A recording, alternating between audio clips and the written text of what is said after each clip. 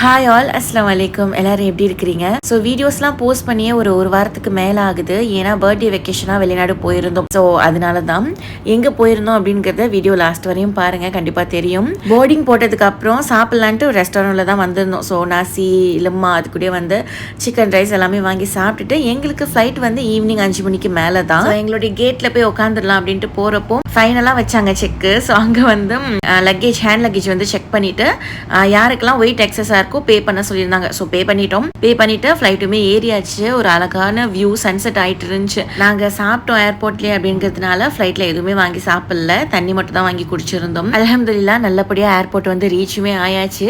எங்கே வந்திருக்கோம் அப்படின்னா பாலி தான் வந்திருக்கும்.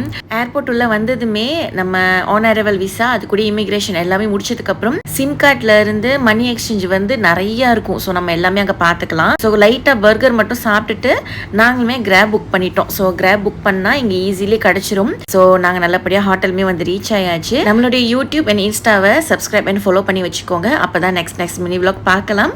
இதுக்கப்புறம் நிறையா பாலி மினி விளாக்ஸ் இருக்குது இன்ஷா அல்லாஹ். அஸ்ஸலாமு அலைக்கும்.